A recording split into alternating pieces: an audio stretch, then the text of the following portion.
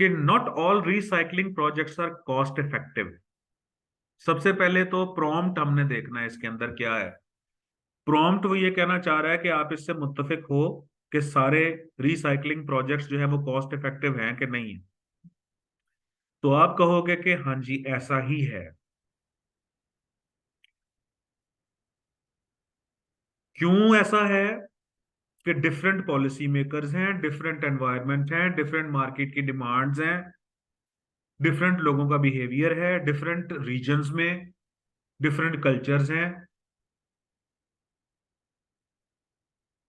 Different societies, different different societal values हैं। उनको सामने रखते हुए अच्छा फिर पॉलिटिकल इन्वॉल्वमेंट है, पॉलिटिकल स्टेबिलिटी इंस्टेबिलिटी का एलिमेंट है। अच्छा फिर जो पॉलिसी मेकर्स है उनके कॉम्पिटेंस, उनकी इन्वॉल्वमेंट, और पॉलिसी बनाने के बाद उसको इम्प्लीमेंट करना, ये सारी चीजें सामने अगर हम रखें तो वाकई ये बात सही लगती है कि सारे जो रिसाइकलिंग प्रोजेक्ट हैं वो कॉस्ट इफेक्टिव नहीं होते। ये मेरा स्टांस है। ये मेरा स्टांस है कि हाँ मैं इस बात को मानता। लेकिन अगर मैं इस बात को मानता हूं तो बेटे मैंने ऐसे भी तो लिखना है ना। अच्छा, और क्या मैं अपने ऐसे में सिर्फ यही एग्जांपल्स दे के ऐसे को खत्म कर दूंगा कि हाँ हाँ जी कास्ट इफेक्टिव नहीं होते, और मैं सारे उन रिसाइकलिंग प्रोजेक्ट्स का हवाला दे दूंगा जो कि खसारे में गए? तो बेटे ये रिपोर्ट थोड़ी है कि वो कह रहा है not all recycling projects are cost effective, और मैं इसी का एग्जांपल देना शुरू कर दूं कि हाँ जी आप बिल्कुल ठीक कह रहे हो, you are absolutely right, recycling project all not all recycling projects are cost effective and the reason is this। चले, and the reason is this, यहां तक बात की जाए अब भी ना मुकम्मल है। आगे अगर बढ़ाया जाए इस बात को कि उसकी रीजन ये है कॉस्ट इफेक्टिवनेस ना होने की, और उसकी सजेशंस मेरी ये हैं कि रिसाइकलिंग प्रोजेक्ट्स को हम कॉस्ट इफेक्टिव कैसे बना सकते हैं। उसने ये आपसे पूछा नहीं है कि कैसे बनाना चाहिए। आप जरा सिर्फ मंतकी तौर पर समझो इस बात को। ये टॉपिक आपके सामने है, not all recycling projects are cost effective, ये है टाइटल आपका। इसके ऊपर आपने ऐसे लिखना है।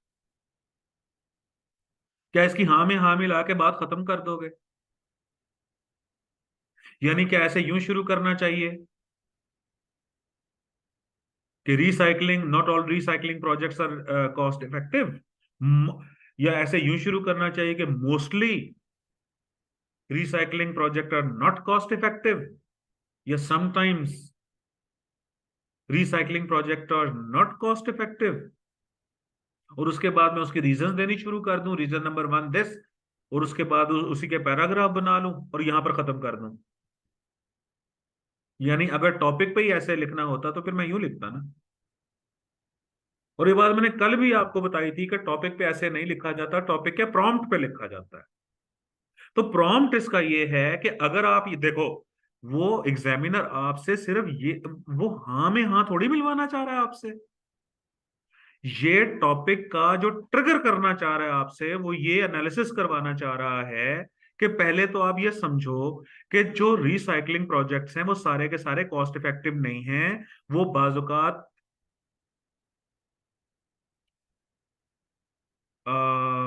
वीक पॉलिसीज की वजह से, वीक इंप्लीमेंटेशन की वजह से, weak behaviour of the individuals, weak behaviour of the citizens की वजह से वो बाजुकात कॉस्ट इफेक्टिव नहीं रहते। उल्टा हुकूमत को ज्यादा खर्चा पड़ता है। पहले तो आप ये चीज पहचानो। जब आपने ये चीज पहचान ली तो उसके बाद कुछ सजेशन दे के बात खत्म करो ना। ये प्रॉम्प्ट छुपा हुआ है इसके अंदर। तो इसीलिए मैंने पहले उसकी तमहीद बांधी थी कि हाँ ऐसा है। नहीं, सबसे पहले तो मैंने सिग्निफिकेंस बताई है उसकी कि रिसाइकलिंग इंपॉर्टेंट है। फिर मैंने बोला कि इंपॉर्टेंट तो है लेकिन इसकी इफेक्टिवनेस में, इफेक्टिवनेस हम इसे टोट इफेक्टिवनेस इन टोटलिटी नहीं कह सकते।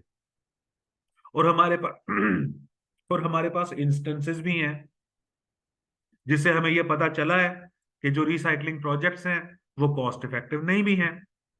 अच्छा, अब थीसिस स्टेटमेंट मैंने ये बनाई है इसकी कि अगर एनालिसिस किया जाए इन फैक्टर्स का तो हमें यह पता चलता है कि बड़ी कॉम्प्लेक्सिटी है रिसाइकलिंग प्रोजेक्ट्स की कॉस्ट इफेक्टिवनेस को अचीव करने में।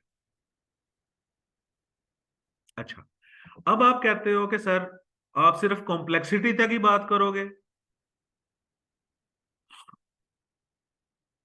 तो मैं अगर कॉम्प्लेक्सिटी, देखें, मेरा एनालिसिस ये है कि तमाम रिसाइकलिंग प्रोजेक्ट्स जो हैं वो कॉस्ट इफेक्टिव नहीं होते। फिर मैंने फैक्टर्स को भी इवेल्युएट किया और मैंने इवेल्युएट करके ये बताया कि इसकी इफेक्टिवनेस में जो हिंड्रेंसेस आती हैं वो बड़ी कॉम्प्लेक्स हैं। यहां पर बात खत्म कर दी। अच्छा, अब अगली बात ये हो सकती है कि अब इन कॉम्प्लेक्सिटीज को या इन हिंड्रेंसेस को इन तरीकों से दूर किया जा सकता है। अब मुझे बताओ, ये टॉपिक आपके सामने आया है, अब मुझे बताओ कि इसका क्या आपका स्टांस होगा, क्या आप इसमें से प्रॉम्प्ट ढूंढते हो? जरा को थोड़ा खाका तो बनाओ अपने ऐसे का, क्या लिखोगे इसके ऊपर?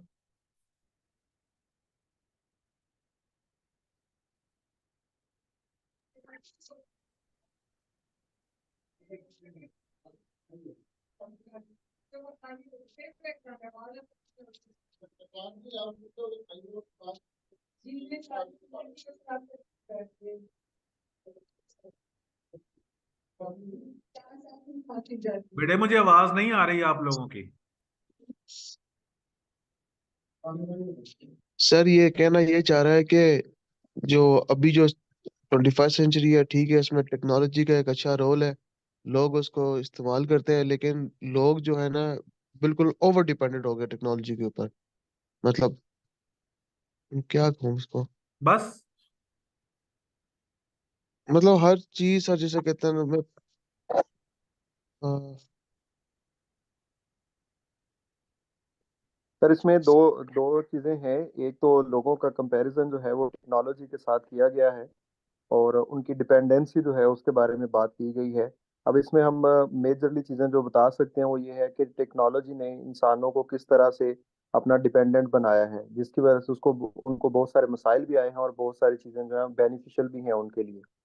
लेकिन जो ओवरली वर्ड है यहाँ पे ये ज्यादा इंटेंसिटी शो करवा रहा है कि उसकी वजह से उनको नुकसानात कौन से ज्यादा हुए हैं, जिसकी वजह से ह्यूमनहुड जो उनका था, ह्यूमनिज्म जो था, वो डिस्टर्ब ज्यादा हुआ है। ठीक है, शाबाश। और बताओ, और कोई बच्चा बताए। Well, that's a good stance. और बताइए।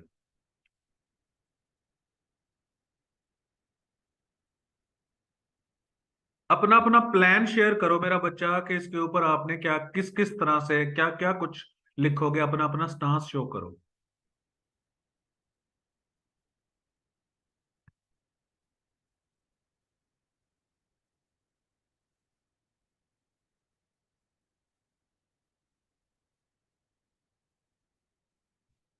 क्वेश्चन पूछना शुरू करूं आपसे कुछ?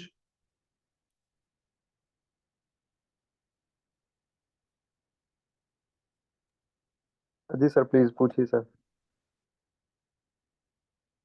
अच्छा,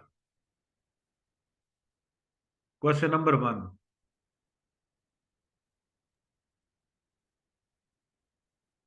क्या आजकल के लोग वाकई बहुत ज्यादा डिपेंडेंट हो गए हैं टेक्नोलॉजी पे? Yes sir. Yes they are. Yes they are. अच्छा, ये आपको किस तरह पता चला है कि वो डिपेंडेंट हो गए हैं बहुत ज्यादा टेक्नोलॉजी पे?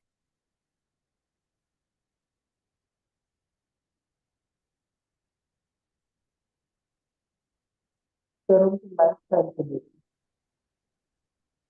सर ये जो रोजमर्रा की रूटीन लाइफ है, इसमें हम देखेंगे कि टेक्नोलॉजी हर एक छोटे से छोटे काम में भी इन्वॉल्व है। ठीक है, डेली लाइफ से शाबाश। एग्जांपल। मुझे जरा कुछ एग्जांपल्स गिनवानी शुरू करें कि ये आप लोगों को कैसे पता चला है कि लोग बहुत ज्यादा डिपेंडेंट हो गए हैं टेक्नोलॉजी।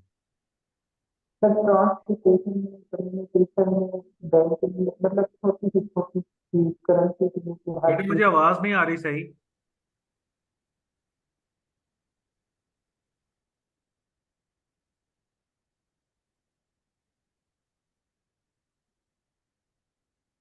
सर ये कोई मतलब ये बिल्कुल पास से भी कोई चीज मंगवानी हो तो फिर भी हम किसी भाई या उसको बोलते हैं किसी थ्रू टेक्नोलॉजी के थ्रू कि भाई ये चीज हमें घर पहुंचा दो। ठीक है जी, पॉइंट नंबर 1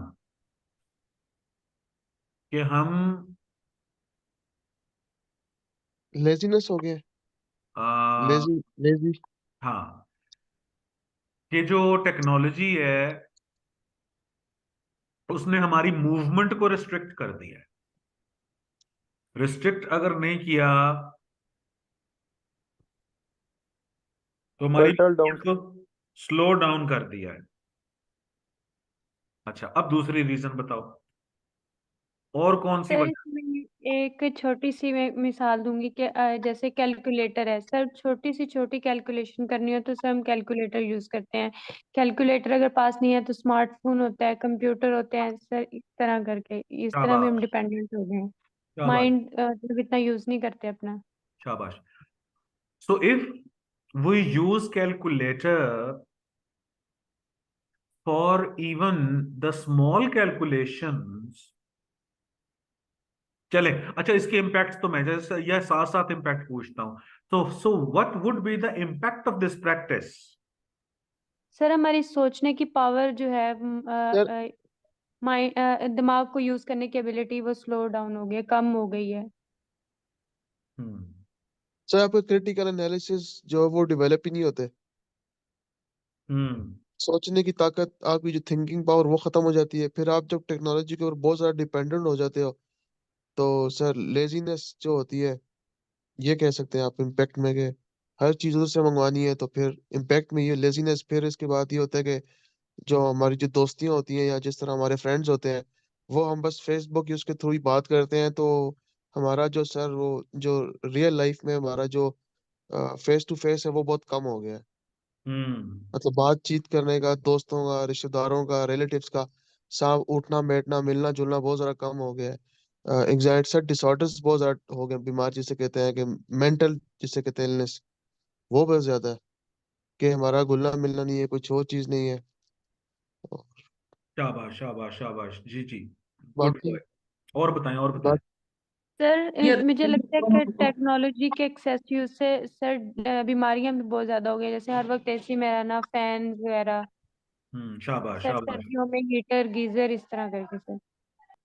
शाबाश, शाबाश। सर और बताओ, और बताओ।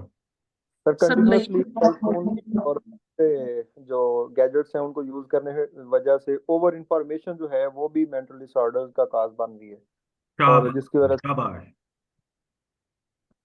शाबाश, शाबाश। और बताओ, और बताओ। सर हमारी फिजिकल और मेंटल एबिलिटीज काफी कॉम्प्रोमाइज हो गई। लाइक हमने कुछ रिकॉल भी करना हो तो हम गूगल को में सर्च इन कर लेते हैं, या अगर हमने कुछ राइटिंग करनी हो तो हम चैट जीपीटी को यूज कर लेते हैं। तो सर शाबाश, ये भी इसका एक शाबाश, मेजर शाबाश, फैक्टर शाबाश। है। और बताइए। जी। अच्छा, इसको मैं यहां जरा, चले होने देता हूँ रिकॉर्ड इसको भी, ठीक है, कोई बात नहीं। और बताइए, और बताइए।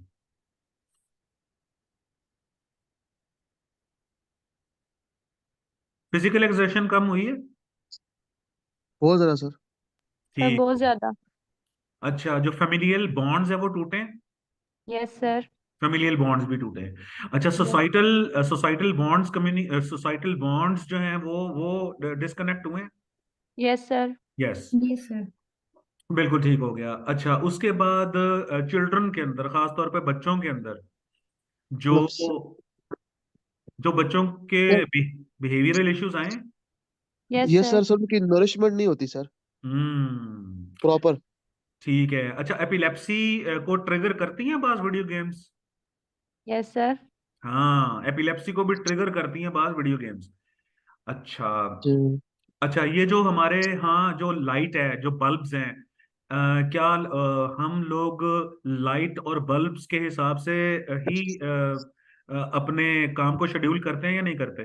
यस सर ऐसे ही हो रहा है। अच्छा। अब जो स्टूडेंट्स हैं, अगर उनके हाथ से टेक्नोलॉजी ले ली जाए तो क्या अब वो वैसा परफॉर्म कर पाएंगे जैसा अब कर रहे हैं? No, no sir. No sir. सही है। सर टेक्नोलॉजी से हेल्थ पे भी बहुत ज्यादा हेल्थ इश्यूज भी बहुत हुए हैं। जैसे सर आई साइड वीक हो जाती है। हम्म बिल्कुल ठीक और है, सर शाबाश। फिर बाकी साइबर बुलिंग शिलिंग भी होती है सर। हम्म ठीक है, ठीक है, बिल्कुल ठीक है। साइबर से फिर प्राइवेसी कंसर्न जो है वो बहुत डिस्टर्ब होते हैं। ठीक है। और बाकी सर आपकी टेक्नोलॉजी से एक मसला ये भी होता है सर, एक जिस तरह एक बंदे के इंसान की प्राइवेसी होती है वो खुल के सबके सामने आ जाती है, तो प्राइवेट लाइफ शाबाश, डिस्टर्ब हो जाती है आपकी। शाबाश, शाबाश, बहुत अच्छी बात है। यानी आप इस वक्त देख लें, टेक्नोलॉजिकल जो यूज हैं उसकी डिपेंडेंस, वो हम डिपेंडेंट तो हो गए हैं। हम किन तरीकों में डिपेंडेंट हुए हैं, वो किस तरह से डिपेंडेंट हुए हैं, वो हमारे पास अब देखें, वो कोई बहुत ज्यादा मटेरियल नहीं होगा।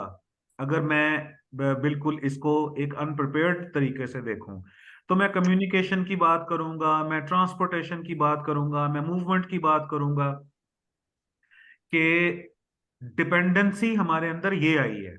उसके इम्पैक्ट्स की जब हम बात करेंगे तो वो बड़े ढेर सारे हैं। सर एक बात क्वेश्चन पूछूं? हम्म सर इसमें सिर्फ हम इसके ये नुकसानात ही लिखे ठहरे हुए ठहरे हैं? ठहरे ठहरे, अभी ठहरे ना, अभी ठहरे। अच्छा, चले सर जी। जी।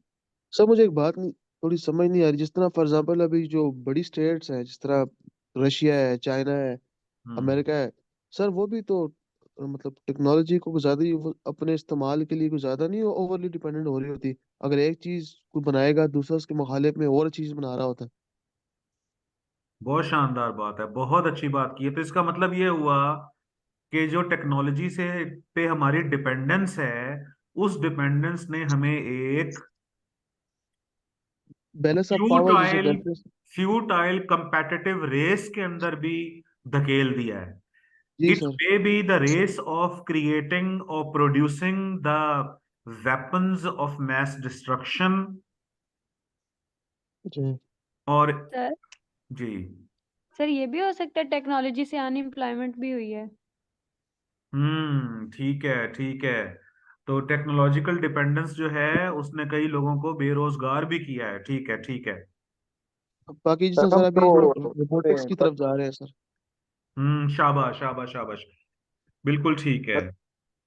सर ये जो अभी रेस की या नए जो रेस जो लगा दी जाती है कि ज्यादा टेक्नोलॉजी डेवलप करने में, इससे हम वो हेप्टा शिफ्ट एनालिसिस में जो लगाते थे उसमें हम ये इसमें कैपिटलिज्म को भी एक दो लाइन नहीं शामिल कर सकते कि इससे कैपिटल।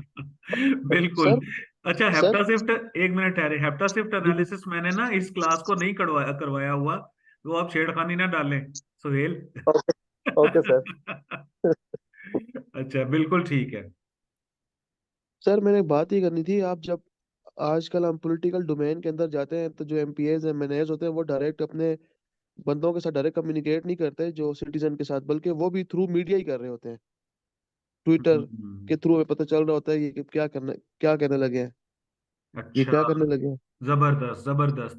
तो लीडर्स और उसके फॉलोअर्स के बीच में जो एक एस्ट्रेंजमेंट और अलूफनेस क्रिएट की है, जी वो भी इस डिपेंडेंस ने क्रिएट की है। ठीक है, ठीक है, शाबाश, शाबाश। अच्छा, अच्छा, अब मेरा अगला सवाल है। अब ये सारी चीजें हमने एनालिसिस की, हमने एक्सप्लोर कर ली। अब ये तो हमारा ऐसे की एक शक्ल बन गई। हमने ऐसे को कंक्लूजन की तरफ लेके जाना है अब। ये बातें करने के बाद मेरा अगला सवाल है आप लोगों से, कि अगर ये डिपेंडेंस ना हो, ओवरले ये एक्सट्रीम डिपेंडेंस ना हो, और टेक्नोलॉजी को कन्वीनियंस के लिए इस्तेमाल किया जाए, उसके क्या तरीके हो सकते हैं? Sir online learning. शाबाश, ऑनलाइन लर्निंग। सर इंफॉर्मेशन ले सकते हैं हम इंटरनेट से इंफॉर्मेशन। किसी भी किस्म की। आपको sir AI artificial intelligence. Sir आपका पब्लिक ओपिनियन अच्छा हो जाता है सर, आपको दुनिया के बारे में सारा पता चलता है। शाबाश शाबाश। और सर अगर digital community digital financing. Digital financing, शाबाश शाबाश। और सर डिजिटलाइजेशन इकोनॉमी में भी। डिजिटलाइजेशन इन इकोनॉमी, ठीक है, शाबाश शाबाश। सर और एग्रीकल्चर में भी। एग्रीकल्चर में भी, शाबाश, ठीक है। बाकी सर पॉलिटिक्स में फिर वही बात है कि जो सिटीजन्स हैं उनको थ्रू ट्विटर या थ्रू फेसबुक पता चल जाता है कि हमारा लीडर अभी कौन सी पॉलिसी बनाने लगा है। ये जो पॉलिसी सामने ला रहे होते हैं भाई, किस के ऊपर बात हो रही होती है, उससे सिटीजन थोड़े अवेयर हो जाते हैं। जबरदस्त जबरदस्त जबरदस्त। अब देखें एक ही चीज के दो रुख निकल है। ये मेरा बच्चा, आप इंटरप्रिटेशन कर रहे हो इस वक्त। पहले हमने बात की कि जब लीडर ट्विटर पे बात करेगा तो उसकी एक अपने फॉलोअर से एक अलूफनेस जनरेट होगी, जब तक वो उनके बीच में नहीं जाएगा और फेस टू फेस नहीं रहेगा। फिर इसका दूसरा रुख ये भी सामने आया कि ट्विटर के थ्रू या दूसरे जो मीडियाज हैं उसके थ्रू, मीडियाज हैं उसके थ्रू जब वो प्रोपोगेट करेगा अपनी बात तो ज्यादा लोगों तक पहुंचेगी। ठीक है। ये तो इसका मतलब है कि अगर हम इस कॉन्सेप्ट को हटा दें, हम डिपेंडेंस को खत्म करके if we replace this technological dependence with the technological convenience, तो बात जी बेहतर हो जाएगी। हम टेक्नोलॉजी के डिपेंडेंट होने की बजाय अगर हम इसको अपनी कन्वीनियंस के लिए इस्तेमाल करें तो ये ये ठीक है। हमें प्रोग्रेस की तरफ लेके जाएगी। ये तो आपका जो पहला पोर्शन था उसमें हमने सारी की सारी बातें की। अच्छा, अभी हमने कुछ बच्चों ने नेशनल लेवल के ऊपर भी बात की है, और ये बड़ी खुशी की बात है कि जब आप आर्गुमेंट डेवलप किया करो ना, तो कोशिश किया करो कि उसको कम्युनल, सोसाइटल और नेशनल लेवल पे उसकी बात करो। जैसे कि जब आप बात करते हो कि बच्चे बहुत ज्यादा मोबाइल का इस्तेमाल करते हैं जिसकी वजह से उनको, जैसे एक बेटी ने कहा कि आई आई डिजीजेस में इजाफा हुआ है, इम्पेयरमेंट होती है, एपिलेप्सी का प्रॉब्लम उनको होता है। तो अब ये एक इंटरनेशनल प्रॉब्लम। इसी तरीके से जब आपने चैट जीटीपी का जिक्र किया तो उसके अंदर जो बच्चों की क्रिएटिविटी खत्म हो गई है। हालांकि चैट जीटीपी जो है वो तो आपका गुलाम है, वो आपको रिसर्च में मदद देता है। आप पूरे का पूरा थीसिस लिखवा रहे हो उससे। तो ये भी इशू जो है ये इंटरनेशनल इशू है। ये हमारे यहाँ पर नहीं हो रहा सिर्फ, ये गोरे भी कर रहे हैं ऐसा। चैट जीटीपी अगर उर्दू में होता और अगर हमें उर्दू में मजमून लिखना पड़ता तो हम तब भी चैट जीटीपी का यूज करते वो पूरा पूरा मजमून लिखवाने के लिए, ना के रिसर्च पर्पसेस के लिए, ना के इंटरप्रिटेशन के लिए। सो चैट जीटीपी आपके लिखे हुए को करेक्ट करे तो ज्यादा बेहतर है, आपके लिए रिसर्च करे तो बहुत बेहतर है। लेकिन अगर आप उससे अपना काम ही करवाना शुरू कर दें सारे का सारा, तो eventually your mind will rust and the creative ability of yours will decline and you will become dependent। अच्छा, अब हमारे जो ऐसे का नाक नक्शा बनना चाहिए वो इस तरीके से बनना चाहिए कि पहले तो हम कहें कि हाँ, ओवरली डिपेंडेंट हो गए हैं हम टेक्नोलॉजी की, और उसके फिर हम इंस्टेंसेस देना शुरू करें। पहली इंस्टेंस, दूसरी, तीसरी इंस्टेंसेस के बाद कि इस तरह से हम डिपेंडेंट हुए हैं। जैसे कि इतना डिपेंडेंट हो गए कि हमें बंदों की जरूरत नहीं रही और अनएम्प्लॉयमेंट बढ़ गई। जहां 20-30 लोगों ने काम करना था वहां एक मशीन काम करती है।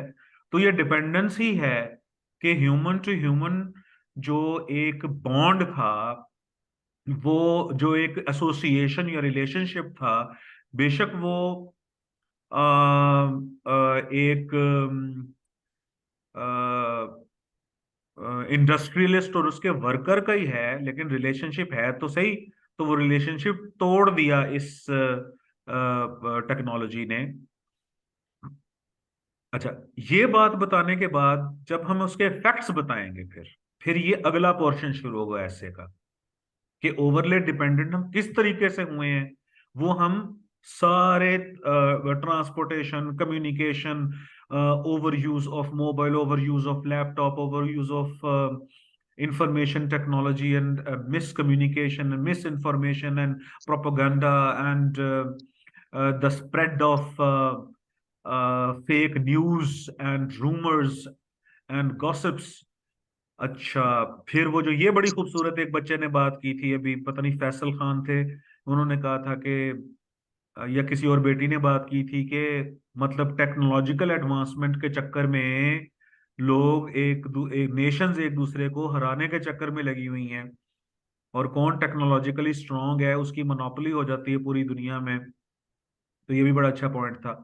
फिर हम बात करेंगे इसके फैक्ट्स क्या होते हैं। हालांकि उसने टॉपिक में कहीं नहीं आपको कहा कि आप इसके फैक्ट्स बताओ, लेकिन जब आप ऐसे को डेवलप करोगे तो बेटे हम यहां तक तो बात नहीं ना करेंगे। वो कह रहा है जी हम जब बहुत ज्यादा डिपेंडेंट हो गए हैं टेक्नोलॉजी के, आप भी कहो हाँ जी बहुत ज्यादा डिपेंडेंट हो गए हैं, और इसकी एग्जांपल्स ये है। यहां पर तो ऐसे खत्म नहीं ना करना। हमने डिपेंडेंट होने, हमने इस बात से अग्री किया कि हम मतलब एग्जेजरेटेडली डिपेंडेंट हो गए हैं, और इस डिपेंडेंस के बाद उसके इफेक्ट्स ये हुए हैं, और ये डिपेंडेंस किस तरीके से कम की जा सकती है, और फिर उसका बेनिफिट क्या होगा ह्यूमंस को, इंडिविजुअली भी और कलेक्टिवली भी। ये बातें सारी खुद सोचनी है आपने। तो ऐसे को मुकम्मल एक ऑर्गेनिक होल बनाकर आपने पेश करना है। मेरी बात समझ आई है?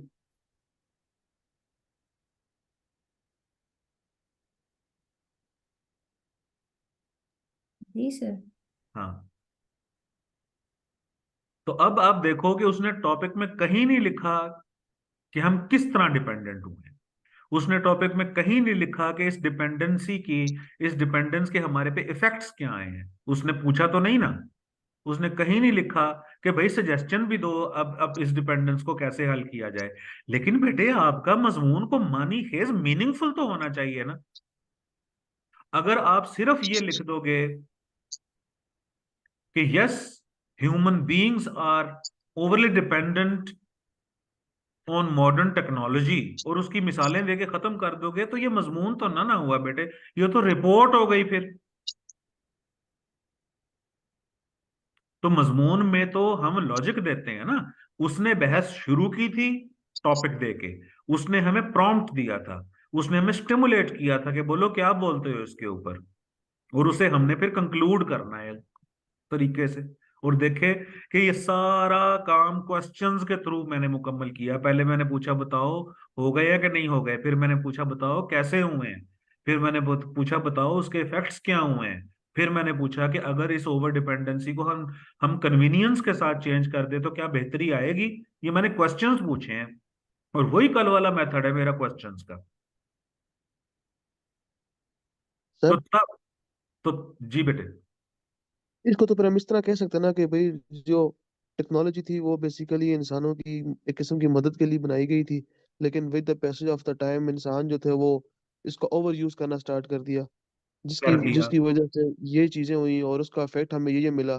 और अब हमें हम्म। सिचुएशन को रिवर्स करने के लिए ये स्टेप्स उठाने पड़ेंगे। शाबाश ये शाबाश। चीजें ये है स्टांस आपका। सही सही जी। सही सही सही। हाँ, ये है प्लान आपका। इस प्लान के ऊपर अब आपने ऐसे लिखना है, और हर टॉपिक को आपने इस तरीके से ट्रीट करना है। क्लियर हुआ है। और कल मैंने इसीलिए बड़ी लंबी लंबी तकरीरें की थी कि बेटे ऐसे टॉपिक के ऊपर नहीं लिखा जाता, उसके प्रॉम्प्ट पे लिखा जाता है। उसके अंदर जो वो बहस छेड़ के कोई आपकी आवाज सुनना चाहता है, आपके कोई आर्गुमेंट सुनना चाहता है, यानी आप यूं समझ लो कि टॉपिक में उसने प्रॉब्लम दिया है, आप हम्म उस प्रॉब्लम को कैसे एड्रेस करते हो वो ये देखना चाहता है। तो जिस तरह एक दिन का शुरुआत होती है, फिर दोपहर आती है, फिर रात पड़ती है, जिस तरह एक बच्चा पैदा होता है, फिर वो जवान होता है, और फिर वो बूढ़ा होकर खत्म होता है, इसी तरीके हम्म से ये दुनिया बिगिनिंग मिडिल एंड एंड पे ही है। The entire world is revolving around this concept of beginning middle and and. तो इसी तरह ऐसे को हम बिल्कुल हवा में उछालते नहीं होते कि हाँ जो उसने पूछा है हम उसका जवाब दे दे बस। उसने तो बहस छेड़ी है, बहस छेड़ी है, बहस आप बहस पे आर्गुमेंट आप करोगे उससे और उसको कंक्लूड भी करोगे, आखिर में शेक हैंड भी करोगे उससे। जैसे इन्होंने फैसल ने अभी कहा ना कि सर इसका मतलब तो ये हुआ। फैसल एक दफा बोलो जरा क्या आपने बोला है अभी। सर मैं कहना ये चाह रहा था कि जैसे जो टेक्नोलॉजी थी उसका मेन मकसद तो ये था कि इंसानों की मदद करने के लिए, कि उनके जो मसाइल हैं उनके साथ साथ चले, कन्वीनियंस साथ साथ चलते रहे, हैंड इन हैंड चलते रहे। हम्म। लेकिन with the passage of the time जो लोग लोग थे उन्होंने उसका ओवर यूज करने स्टार्ट कर दिया। हम्म। तो वो फिर टेक्नोलॉजी के ऊपर ओवर डिपेंडेंट हो गए, जिसकी वजह से हमें ये मसाइल हुए जो उसके इफेक्ट्स चल रहे थे। और हम्म। अभी इस सिचुएशन को रिवर्स करने के लिए हमें ये स्टेप्स अब उठाने पड़ेंगे शा- ताकि उसको हम कन्वीनियंस तौर पर इस्तेमाल कर सकें। जी सर जनाब। वैसे भी excess of everything is bad. बिल्कुल बिल्कुल बिल्कुल बिल्कुल। सर इसमें एक बात सुने, ये बात भी तो आप कर सकते हैं कि जिस तरह अभी जो नेशंस है वो मोनोपोली क्रिएट कर रही है, तो उसका इफेक्ट तो यही बनता है, पर इकोनॉमिक इनइक्वालिटी आ जाती है। देखें, बिल्कुल बिल्कुल। हम कर सकते हैं कि लोग मतलब टेक्नोलॉजी के एडवांसमेंट के साथ वॉर हेड्स और जो है ये न्यूक्लियर वेपन्स इनकी प्रोलिफरेशन ज्यादा हो गई है, ठीक है, और बैलेंस ऑफ पावर का भी जो है ना रेस यस बढ़ गई सर, है। बिल्कुल शाबाश पीस शाबाश को डिस्टर्ब किया सर ग्लोबल लेवल पे। शाबाश शाबाश। देखें देखें। अर्थ ऑर्डर को डिस्टर्ब किया। शाबाश शाबाश, बिल्कुल बिल्कुल बिल्कुल। बस मेरा बच्चा, अब इस तरीके से ना आपने ट्रीटमेंट करनी है हर टॉपिक की। सर ये तो मिल के लिख रहे हैं सारे, वो अकेले लिखना होगा। हाँ तो बेटे उस वक्त हम इस वक्त जो मिल के प्रैक्टिस काम होता कर रहे हैं तो ये आपको इतना स्ट्रेंथन कर देगा ना कि आप ये अकेला काम करोगे। ठीक है सर। है। Exactly sir.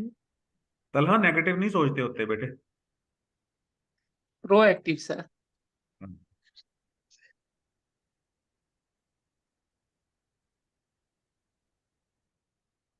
अच्छा,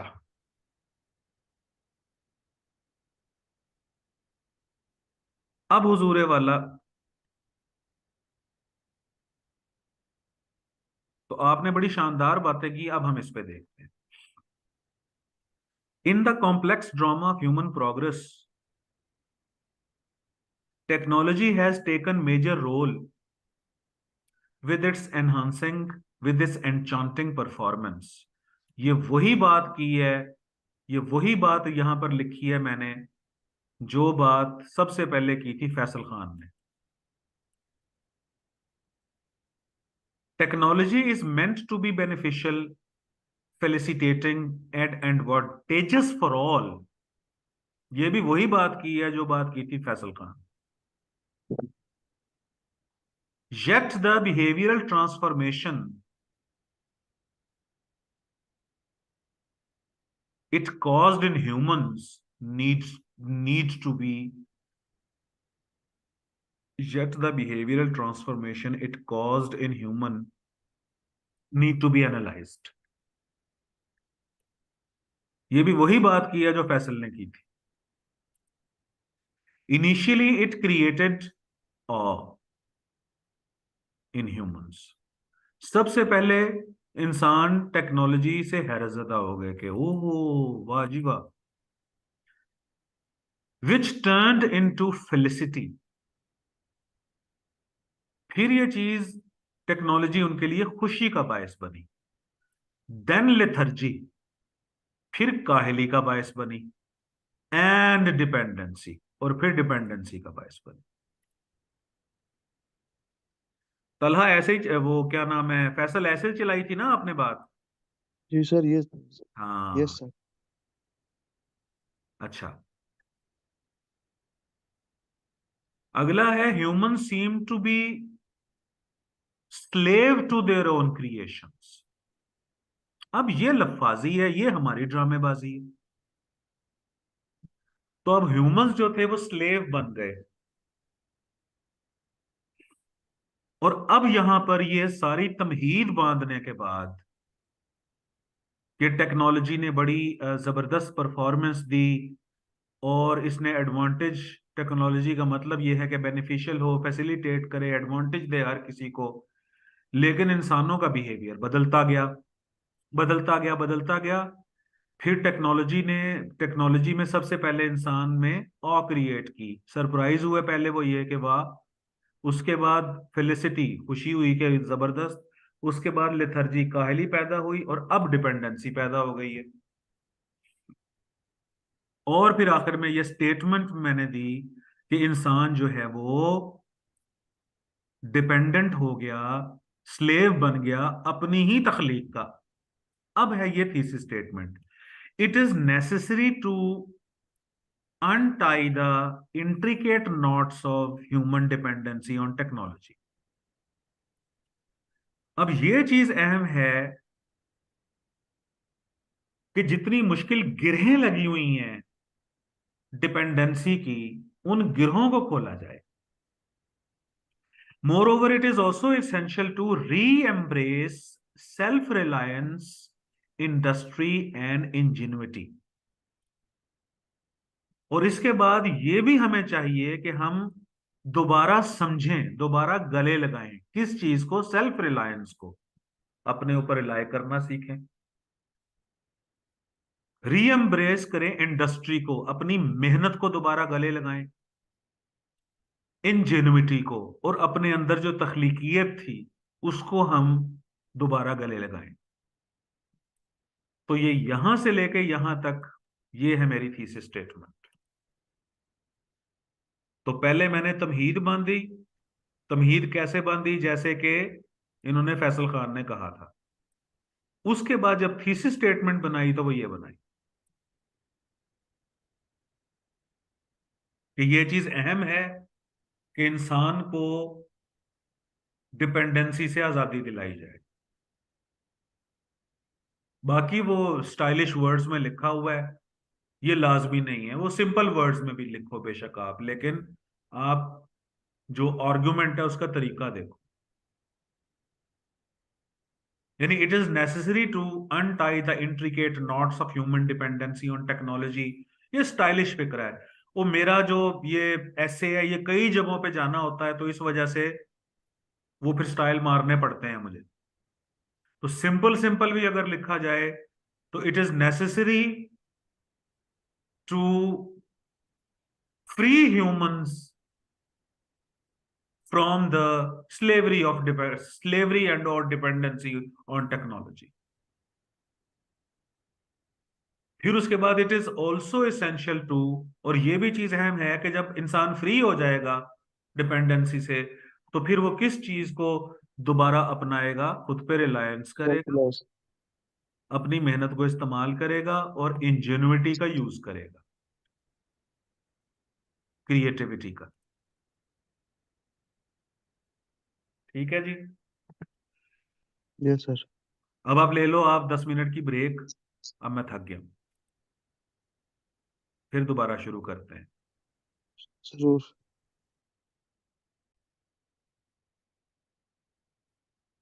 अच्छा जी बेटे,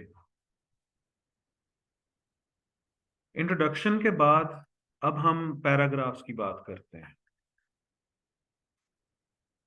पैराग्राफ्स के बारे में, इंट्रोडक्शन भी एक पैराग्राफ ही है ना, और कंक्लूजन भी एक पैराग्राफ है। ठीक है, इंट्रोडक्शन और कंक्लूजन जो सैंडविच बनाते हैं ना, उस सैंडविच के बीच में जो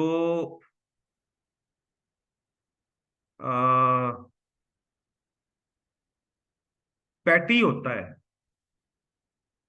पैटिस जो होता है, वो सारा आर्गुमेंट का है।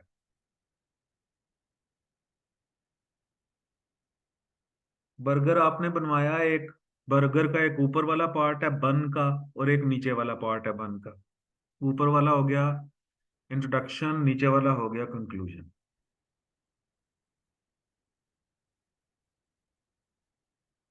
ऊपर वाला पार्ट देखने में अट्रैक्टिव होगा तो दिल करेगा कि आप बर्गर खाओ,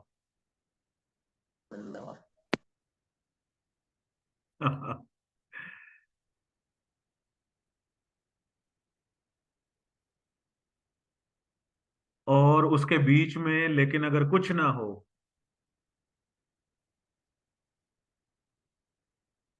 जो आपने उसके अंदर चिकन का पीस डलवाना है, क्रंची है या वो ग्रिल्ड है, बारबेक्यू है, क्या है, बीच में वो जो सब्जियां सब्जियां डालनी है, वो है मेन खाने वाली चीज है आपकी।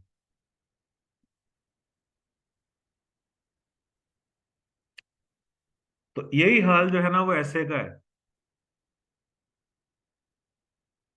कि इंट्रोडक्शन के बाद अब हमने अपने आर्गुमेंट स्टार्ट करने हैं। आर्गुमेंट असल में ये पैराग्राफ्स ही होते हैं।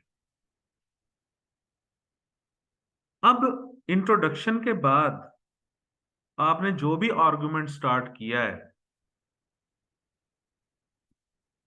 जैसे अभी हमने बात की थी ये टेक्नोलॉजिकल डिपेंडेंस की, तो आपने जैसे जैसे स्टांस बोला था, तो मैंने पहले तो नहीं बताया था ना कि आप इस तरीके से बोलो, तो देखो कि उसके बाद जो मैंने इंट्रोडक्शन लिखा हुआ था वो उसी उसी तरतीब के साथ था जो कि फैसल ने बोला या जो कि फैसल खान ने बोला है, दूसरे बच्चों ने बोला। अच्छा, अब पैराग्राफ के अंदर ना दो क्वालिटीज होती हैं। आपने स्केच तो बना लिया अपने मेन आर्गुमेंट का कि आपने बातें कौन कौन सी क्या क्या करनी है। अब जब आप उन्हें पैराग्राफ्स के अंदर लेके आते हो ना, तो पैराग्राफ्स में दो क्वालिटीज होनी चाहिए, आपस में नथी होने चाहिए। वो पैराग्राफ्स आपस में नथी होने चाहिए। और खबरदार, ये कॉन्सेप्ट बिल्कुल गलत है कि हर पैराग्राफ के स्टार्ट में स्टेटमेंट होनी चाहिए, बिल्कुल गलत है, रॉन्ग कॉन्सेप्ट है, थियोरेटिकल कॉन्सेप्ट है ये। और ये मैं एज अ राइटर तुम लोगों को बता रहा हूं कि ऐसा मुमकिन ही नहीं कि हर पैराग्राफ के स्टार्ट में स्टेटमेंट हो। आपने बिलफर्ज एक पैराग्राफ में एग्जांपल देनी शुरू की हैं और वो एग्जांपल चली गई हैं, आपके 100 वर्ड्स पूरे हो गए हैं आपको, और एक मैंने और आप लोगों के लिए कंपल्शन लगाई हुई है कि हर पेज पे आपका न्यू पैराग्राफ स्टार्ट होता हुआ नजर आना चाहिए।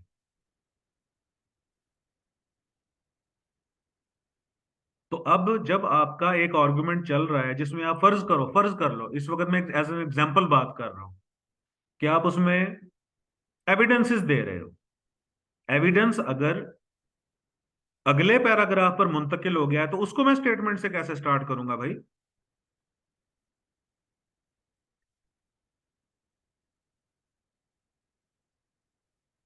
मैं बिलफर्ज, अब जो हमने पहले डिस्कस किया था अभी, मैं बिलफर्ज बात कर रहा हूं कि ये जो टेक्नोलॉजिकल डिपेंडेंस है ह्यूमंस की, मैं इस पे बात कर रहा हूं। और मैं बात कर रहा हूं कि किस तरीके से इस टेक्नोलॉजिकल डेवलपमेंट ने एक मोनोपोली क्रिएट की है जिससे वॉरफेयर बढ़ गया है। अब अगर ये मेरी बात अगर एक पैराग्राफ में पूरी नहीं आ रही तो मैं अगले पे तो लेके जाऊंगा उसे। तो खबरदार इस कॉन्सेप्ट के पीछे कोई भागा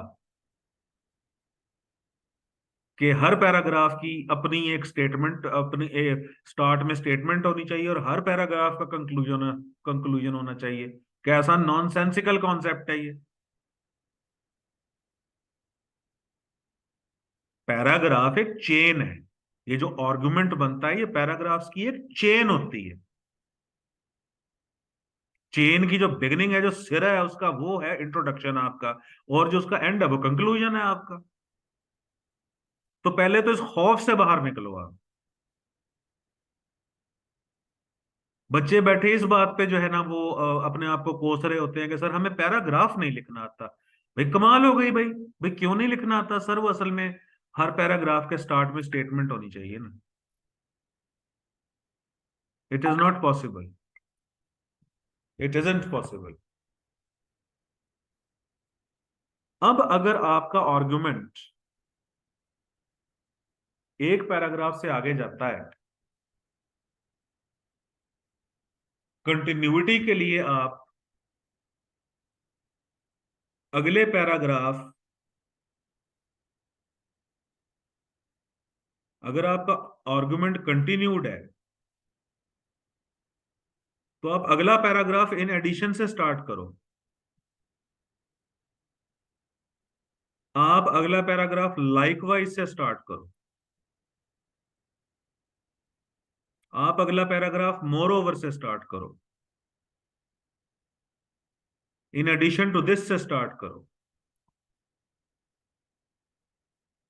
एग्जाम्पल्स अगर चल रही हैं आपकी तो first, second, third, lastly, similarly, उनको अगले पैराग्राफ को इन लफ्जों से स्टार्ट करो।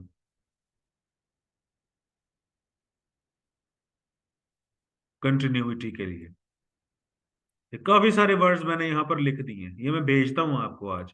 ये आपके पास नोट्स नहीं है ये वाले। मीन सर कोहेरेंस को मेंटेन रखना है, लिंक को। हाँ, कोहेरेंस को मेंटेन रखना है। आपका आर्गुमेंट जैसे जैसे आगे बढ़ रहा है, जी सर। आगे बढ़ते बढ़ते नई बातें स्टार्ट हो रही हैं, आपने उसको कोहेर करके रखना है। अच्छा एक चेन है सर, उसको ब्रेक नहीं करना, उसको चेन को कंटिन्यू करना है। जी। और मेरा बच्चा ये बिल्कुल, फिर मैं देखें तो मैं चीख चीख के फिर दोबारा कह रहा हूं कि गलत कॉन्सेप्ट है कि हर पैराग्राफ स्टेटमेंट से शुरू होना चाहिए। और राइटिंग को, क्रिएटिव राइटिंग को इतना मुश्किल बना दिया हुआ है कि उस खौफ के मारे ही बच्चे फिर फेल हो जाते हैं गलत लिख लिख के। अच्छा, दूसरी बात, अब अगर आपका पैराग्राफ, एक आपने आर्गुमेंट दिया और उसके आप एंटी आर्गुमेंट दे रहे हो अगले पैराग्राफ में, तो आप फिर इन वर्ड से स्टार्ट कर सकते हो।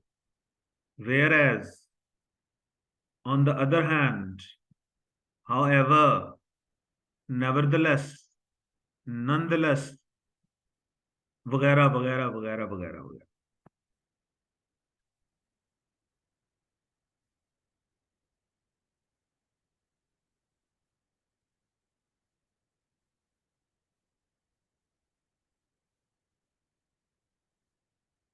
अच्छा, उसके बाद एक पैराग्राफ में आपने कॉज दी है और अगले पैराग्राफ में अगर आपने इफेक्ट देना है, ये एक और कंडीशन है आपके सामने। कॉन्सिक्वेंस देना है, इफेक्ट देना है, तो हेंस से स्टार्ट करो, सो से स्टार्ट करो, हेंस फोर्थ से स्टार्ट करो, दस से स्टार्ट करो अगला पैराग्राफ, कॉन्सिक्वेंटली से स्टार्ट करो, रिजल्टेंटली से स्टार्ट करो। इसको मैं कर देता हूं ग्रीन।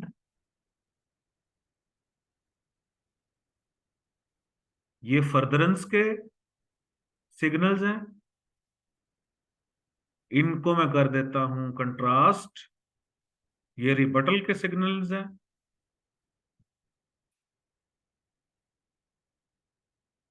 अच्छा, और ये अब कॉज इफेक्ट के इफेक्ट, अगर आपने पिछले पैराग्राफ में कुछ कॉजेज बताई हैं, अगले पैराग्राफ में उनके इफेक्ट्स बता रहे हो, तो ये वर्ड्स है। अच्छा, चौथी कंडीशन ये हो सकती है आपकी कि आपने एक आर्गुमेंट डेवलप किया और पैराग्राफ आपने ब्रेक कर दिया, एग्जाम्पल अगले पैराग्राफ में जानी है, तो उसको आप अगले पैराग्राफ को फॉर एग्जाम्पल से स्टार्ट करो, फॉर इंस्टेंस से स्टार्ट करो। देखो कितना हमारे पास वसी स्कोप बन गया है इन तमाम कोहेरेंस डिवाइसेस को यूज करके। In another case, on this occasion, in this situation, take the case of, to demonstrate, to illustrate, as an illustration, to put it more. अच्छा, अल्फा बीटा चार्ली डेल्टा, चार ये चीजें हो गई। पांचवी condition, ये पैराग्राफ के स्टार्ट में नहीं, ये कहीं भी इस्तेमाल करो आप। जब जब जब आप कोई एविडेंस दो किसी इंसिडेंट का जिक्र करो, किसी कॉन्फ्रेंस का जिक्र करो, कोई कोटेशन का जिक्र करो, कोई कोटेशन लिखो बेशक, उस पे कमेंट्स आप जो शुरू करो तो आप इन वर्ड्स के साथ शुरू कर सकते हो। It can be inferred that,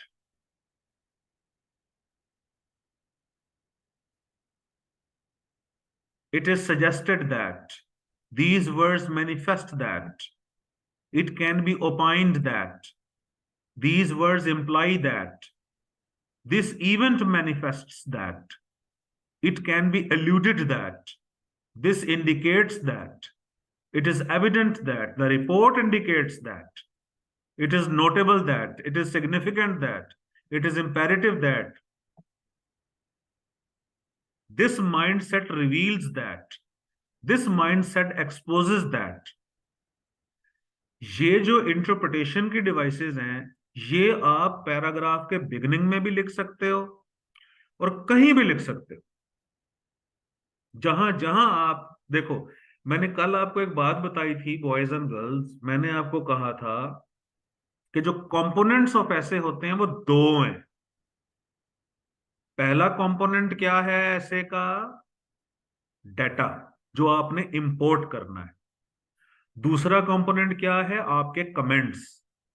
इसी कमेंट्स को हम critical commentary, analysis, interpretation, inferences, implication कहते हैं। जब आप किसी इवेंट को मुख्तलिफ जावियों से डिस्कस करते हो, जब आप किसी हैपनिंग को, किसी कोटेशन को, किसी इंसिडेंट को, किसी कॉन्फ्रेंस को, किसी मीटिंग को, किसी न्यूज को, न्यूज पे जब आप कमेंट कर रहे होते हो तो आप असल में उसे इंटरप्रेट कर रहे होते हो। तो ये वर्ड्स इस्तेमाल हो सकते हैं। ये 5 कंडीशंस हैं पैराग्राफ्स को आपस में कोहेर करने की।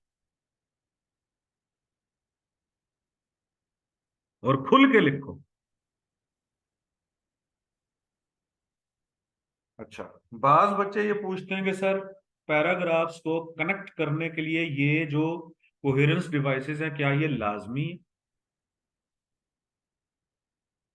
मैं कहता हूं ये पैराग्राफ को नथी तो कर देती हैं, आपस में एक चेन तो बना देती हैं, यानी कि पूरे का पूरा ऐसे जो है वो एक आर्गुमेंट बन जाता है। हाँ, ऐसा होता है, नो डाउट ऐसा होता है।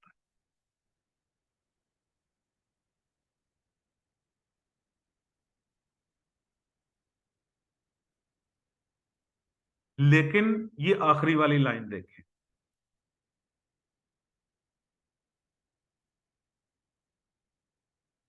the coherence between paragraph is not a slave to the coherence devices and jargons।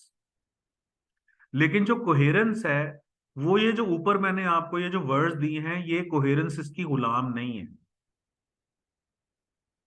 If one paragraph is connected to other thematically, all paragraphs make an organic whole।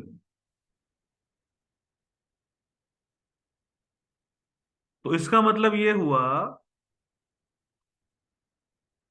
कि अगर एक पैराग्राफ दूसरे से वैसे interconnected है, इन कोहेरेंस डिवाइसेस के को हटा के भी, और एक ऑर्गेनिक होल बना रहा है, तो फिर इन कोहेरेंस डिवाइसेस के गुलाम बनने की जरूरत नहीं है। लेकिन अगर मैं इनकी फेवर में बात करूं तो काम आपका आसान ज्यादा हो जाता है। आप ना बहुत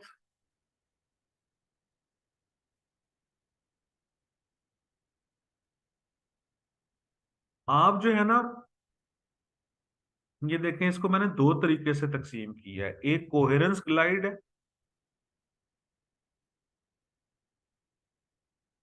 कि जब आप वर्ड्स यूज करके एग्जामिनर को ये एहसास दिलाते हो कि सारे पैराग्राफ्स जुड़े हुए हैं, इंटरकनेक्टेड है, इंटर रिलेटेड है, वो जहां पर फर्दर मोर और मोर ओवर पड़ेगा उसे पता चलेगा कि आर्गुमेंट आगे चल रहा है। जब ऑन द अदर हैंड पड़ेगा तो उसे पैराग्राफ पढ़ता ही पता चल जाएगा कि यहाँ पर काउंटर आर्गुमेंट चल रहा है। जब वो हेंस फोर्थ या हेंस पढ़ेगा तो पता चल जाएगा उसे कि ये किसी पहले कही हुई बात का कॉन्सिक्वेंस बताया जा रहा है। For instance in this case अगर आप लिखोगे तो उसे खुद ही समझ आ जाएगी कि ये अब एलूजन दे रहा है, हवाला दे रहा है कोई ना कोई। एलूजन का मतलब हवाला। हवाला किसी भी शेप में हो सकता है, किसी स्टैटिस्टिकल डाटा की शेप में, रिपोर्ट की शेप में,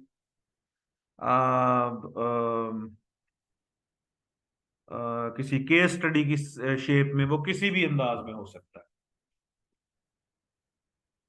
और जब वो ये वर्ड्स पढ़ेगा तो ये इंटरप्रिटेशन के वर्ड्स है सारे के सारे। क्रिटिकल कमेंट्री शुरू ही ऐसे होती है। It is suggested that these words manifest that. ये हम तो रिसर्च पेपर्स में यूज करते हैं, हम तो रिसर्च पेपर्स में यूज करते हैं ये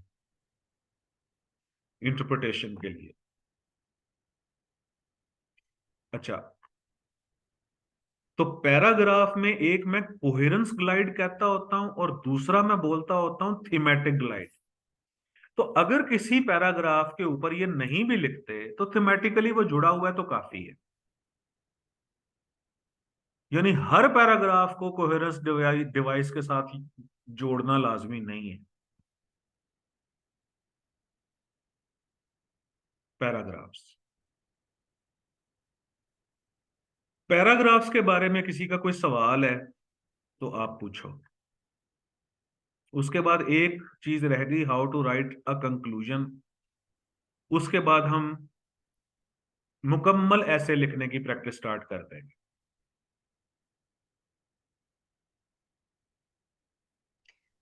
सर अगर कोटेशंस वगैरह लिखनी हो ऐसे में तो वो विद इन पैराग्राफ लिखेंगे या? हाँ बेटे, जहां उनका प्रॉपर यूज है रेलेवेंस? वहीं पर लिखें। आप पैराग्राफ के बीच में भी लिख सकते हैं, पैराग्राफ्स के बाद शुरू में भी लिख सकते हैं, कोई इसके अंदर हर्ज नहीं है। तो सर उसको हाईलाइटेड में लिखेंगे ना, या कोमास में, हाँ, इन्वर्टेड उसको कोमा? हाईलाइटेड में लिख दें, या मैंने वो शुरू में बताया था कि उसकी इंडेंटेशन थोड़ी अगर कम कर देंगे आप अपने मेन मार्जिन से तो वो खुद ही हाईलाइट हो जाएगी। वो आपको जरूरत ही नहीं पड़ेगी इन्वर्टेड कॉमर्स लगाने की। हाँ, एक बात, कभी अपने ऐसे को ना कोटेशन से शुरू करना और ना ही एंड करना। सर ऐसा क्यों? मैं कह रहा सर हूं क्यों? कि आप कह रहे हैं क्यों। देखें, हमने अभी जिस पैराग्राफ का इंट्रोडक्शन लिखा,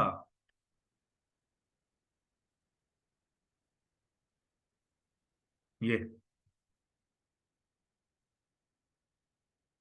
कि लोग जो है वो बहुत ज्यादा ओवर डिपेंडेंट हो गए हैं टेक्नोलॉजी के।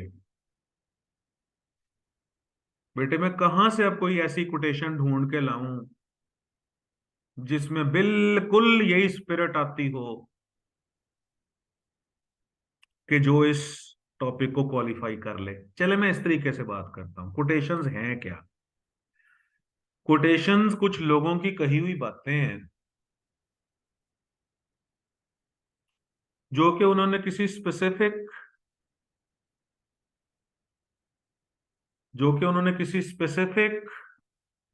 टाइम पे, किसी स्पेसिफिक सरकमस्टेंसेस के अंदर, किसी खास सोच के साथ कही थी। कोई पुराना बंदा था जिसने वो बात उसकी समझ में, खास माहौल में, खास एक्सपीरियंस के तहत उसने वो बात कही थी। बस तो उसकी बात ही है। तो कोटेशन की इससे ज्यादा कोई वर्थ है नहीं। तो कोटेशन को हम एज अ सपोर्टिंग आर्गुमेंट तो इस्तेमाल कर सकते हैं, लेकिन खुदारा कोटेशन से ऐसे स्टार्ट मत कीजिए। ऐसे को स्टार्ट करना और एंड करना ये आपका जाती मामला है। इसमें किसी दूसरे बंदे की बात कोट करके, तो ये तो देखें कितनी नामुनासिब और कितनी नामाकूल बात है ये। मेरी बात को ना लॉजिकली समझो, मंतकी तौर पर समझो। चलें, मैं आपसे एक बात पूछता हूं। मैं आपसे पूछता हूं कि हाँ जी बच्चों, मुझे जरा बताओ आज तुम लोगों ने कितनी देर स्टडी की है? और सुहेल, मुझे जवाब, सुहेल बैठा हुआ है। जी सर, मैं इधर ही हूँ, सुन रहा हूँ। हाँ, मैं आपसे कहता हूं कि मुझे बताओ भाई आप बेटे कि आपने आज कितनी देर स्टडी की है। और सुहेल मुझे आगे से कहता है कि सर स्टडी की इम्पोर्टेंस के बारे में ना, पहले तो मैं आपको कोटेशन बताता हूं, और उस क्रिटिक का नाम है सिगमंड फ्राइड। वो एक साइकोलॉजिस्ट था, और उसके एजुकेशन के ऊपर भी मजमून मौजूद हैं। और उसने ये कहा है स्टडी की अहमियत के बारे में। मेरा सवाल क्या था आप लोगों से? मैंने कहा था बताओ भाई बच्चों, आपने आज आज आप कितनी देर पढ़े हो? आप कह रहे हो सर, मैं आपको बताता हूं फ्राइड की एक कोटेशन जिसमें उसने स्टडी की अहमियत बहुत ज्यादा वाजे की है। मैं कहूंगा निकल जाओ इधर से। तो इसी तरीके से ये कैसे हो सकता है कि आपके ऐसे का कोई टॉपिक है और आप उसे कोटेशन से स्टार्ट कर रहे हो? या तो वो ऐसे कहीं पर छपना हो। अच्छा, जब ऐसे कहीं पर छपना है ना, तो वो तो बेटे तुम उसकी ड्रामेटिक बिगनिंग करो, वो तुम उसकी जैसे मर्जी बिगनिंग कर दो। वो तो क्रिएटिव राइटर है, वो तो जो मर्जी करता फिर। यहां हमने ऐसे करवाना है अपना इवेल्युएट। और जब किसी चीज की इवेल्युएशन करवानी होती है तो वो किसी ना किसी क्राइटेरियन पे होती है। ऐसे जब तुम लोग अफसर बन जाओगे ना, फिर जो मर्जी लिख के पब्लिश करवा देना। वैसे ही वो मुअद्दब होके जो है ना, वो हाथ बांध के आपका ऐसे जो है वो पब्लिश कर देंगे कि फलां कमिश्नर साहब ने कहा ऐसे है, चलो जी छापो। कख ना लिखा हो बेशक अंदर। लेकिन जब इवेल्युएशन की बात आती है, अच्छा अब मैंने शुरू में आपको यह भी बताया था इवेल्युएशन और एनालिसिस का डिफरेंस। एनालिसिस में चीजों को छोटी छोटी पार्ट्स में डिसइंटीग्रेट कर दिया जाता है। इवेल्युएशन में ना एक स्टैंडर्ड रखा जाता है और दूसरी चीज का उससे मुकाबला किया जाता है। ये इवेल्युएशन है। तो लिहाजा मेरा बच्चा, बात को मंतकी तौर पर समझो। जो ऐसे का टॉपिक है ना, उसके ऊपर अपनी बात करो। आपकी कही हुई बात, आपका बनाया हुआ बैकग्राउंड, आपकी स्टेटमेंट्स, आपका थीसिस स्टेटमेंट किसी भी ज़हीन तरीन बंदे की कोटेशन से बेहतर है। वो क्यों बेहतर है कि देखें, मेरी हम्बल ओपिनियन में कोटेशंस हम सपोर्ट के लिए इस्तेमाल करते हैं, अपने आर्ग्यूमेंट को सपोर्ट करने के लिए।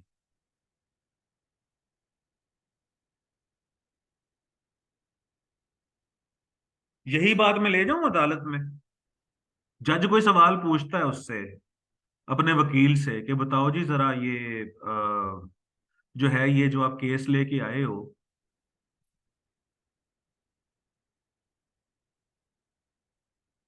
इस केस के बारे में आपका स्टांस क्या है? वो कहता है जी स्टांस तो मैं बाद में बताऊंगा, पहले मैं आपको एक और जज की जजमेंट बता देता हूं। और वो जजमेंट कोट करना शुरू कर देता है। वो जज कहेगा निकल जाओ इधर से। वो आपका स्टांस पूछ रहा है, आप किसी बंदे की जजमेंट बता रहे हो।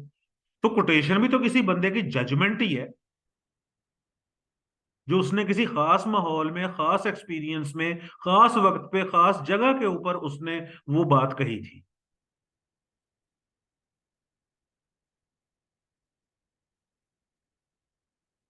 तो लिहाजा कोटेशंस डालें, जरूर लिखें, बीच में लिखें, अपने आर्गुमेंट्स में लिखें। और कोटेशंस को तो मैं यूं कहता होता हूं कि कोटेशन तो फिर कोई भी लिखी जा सकती है। आप फिर उसको अपनी टेक्निक से रिलेट करते हो। शायद मैं यहां पर मुबालगा आराई कर रहा हूं, या शायद मैं एग्जैजरेट कर रहा हूं, लेकिन भाई किया जा सकता है ऐसे। क्योंकि जब कोटेशन की इंटरप्रिटेशन की तरफ आप जाते हो तो इंटरप्रिटेशन तो हर बंदे की जाती होती है फिर। तो कोटेशन को रिलेट करना आसान है, सपोर्टिंग आर्गुमेंट्स में कोटेशन को रिलेट करना आसान है। तो वो आर्गुमेंट में करो, नॉट इन द बिगिनिंग और नॉट इन द एंड। जिस बेटी ने सवाल किया था, मैं जवाब दे पाया हूं आपका कि बिगिनिंग और एंड में क्यों नहीं लिखनी चाहिए? Yes sir. जी बेटे।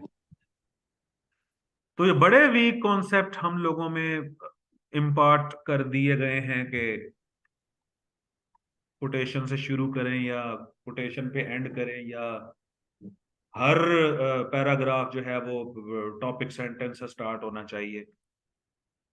ये क्रिएटिविटी मारने वाली बातें हैं, क्रिएटिविटी खत्म करने वाली बातें हैं। सर मैं कुछ अर्ज करना चाह रही थी। हम्म। जी सर, ये जब हम आर्ग्यूमेंट बिल्ड करते हैं तो हम जब उसके लिए एविडेंस वगैरह देते हैं तो क्या ये जरूरी है कि हम स्ट्रॉन्ग लॉजिकल एविडेंस या उस वो दें तो उससे हमारा जो है तो ऐसे की वायबिलिटी बढ़ती है? जी बेटे, बिल्कुल ऐसा ही है, क्योंकि वो कहता है कि रिसर्च बेस्ड आपका ऐसे होना चाहिए।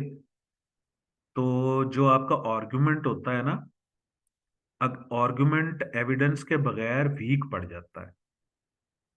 तो आप आर्गुमेंट जो एविडेंस है वो उसके हवाला जरूर दो। पूरा एविडेंस अगर याद नहीं भी है तो एविडेंस का हवाला जरूर दे। सर इडियोमेटिक एक्सप्रेशन भी यूज कर सकते हैं इससे में? वो कैसा होता है? सर मतलब इस तरह ईडियम्स वगैरह, जैसे फॉर एग्जांपल हॉब्सन चॉइस या अपहिल टास्क, मतलब इस तरह की कोई भी वर्ड यूज कर सकते हैं? हाँ बेटे, इसमें देखें, इसमें मेरी राय ये है। मतलब वो फॉर्मल इंग्लिश कैलकुलेट होती है या? हाँ, इसमें मेरी राय ये है, तलहा बेटे, इसमें मेरी राय ये है कि ईडियम्स के बारे में अब मैं थोड़ी सी आपको बात बताऊं। ईडियम्स की ना टाइप्स है। कुछ ईडियम्स ऐसे होते हैं कि जिनके वर्ड्स उनका मीनिंग बता रहे होते हैं। जैसे कि मैं कहूं कि डेमोक्लिस सोर्ड जब मैं कहता हूं, तलवार जब आती है ना, तो ये वर्ड ही हमें बता रहा है कि ये कोई खतरे वाली बात है। अच्छा, between the devil and the deep blue sea, between the devil and the deep sea, को इस किस्म का ये मुहावरा है, ईडियम है। Between the devil and the deep sea, ये वर्ड्स ही हमें बता रहे हैं कि इसका मीनिंग क्या होगा। एक तो इस किस्म के इडियम्स हैं। दूसरे इडियम्स कुछ ऐसे होते हैं बेटे, कि जिनके वर्ड्स हमें उनका मतलब नहीं समझा पा रहे होते। मिसाल के तौर पर एक इडियम है एक्लीज हील। एक्लीज हील हमें नहीं बता पा रहा कि ये कौन सी एडी की बात हो रही है ये। अच्छा देखिए, इसमें मैं एज अ राइटर अपनी ओपिनियन दे रहा हूं आप लोगों को। अगरचे एक्लीज हील एक बड़ा मशहूर व मारूफ इडियम है और किसी शख्स की कमजोरी को कहा जाता है, और इसके पीछे मिथ है पूरी एक्लीज की, और अक्सर लोगों को पता है इसका। लेकिन फिर भी मैं ये कहता हूं कि अगर आपने ईडियम्स का इस्तेमाल करना है, अच्छा ईडियोमेटिक एक्सप्रेशन और चीज है, ईडियम और चीज है। तो अगर आपने ईडियम्स का इस्तेमाल करना है तो वो यूज करें जिनके लफ्जों से उनका मीनिंग भी पता चले। ऐसे इडियम्स का यूज मत करें कि जिनके लफ्जों से उसका मीनिंग पता ना चल रहा हो। ईडियम की मैं कोई 4-5 कैटेगरीज बनाता होता हूँ, अभी मेरे जहन में नहीं आ रही। फिलहाल 2 बड़ी कैटेगरीज आई हैं मेरे जहन में, तो वो मैंने आपको समझाया है। और दूसरी बात ये है कि आप अपने ऐसे के थ्रू कम्युनिकेट भी तो कर रहे हो ना,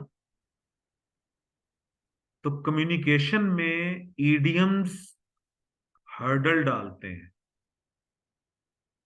क्यों क्यों हर्डल डालते हैं? कि हो सकता है कि आपको उस ईडियम का मतलब आता हो, पढ़ने वाले को ना आता हो। तो इसलिए मैं सेफ एंड पे रहने के लिए ये बात करता होता हूं कि ईडियम्स अगर यूज करने हैं तो क्लियर ईडियम्स यूज कीजिए। माइथोलॉजिकल या कंफ्यूजिंग जो ईडियम्स है वो यूज मत कीजिए।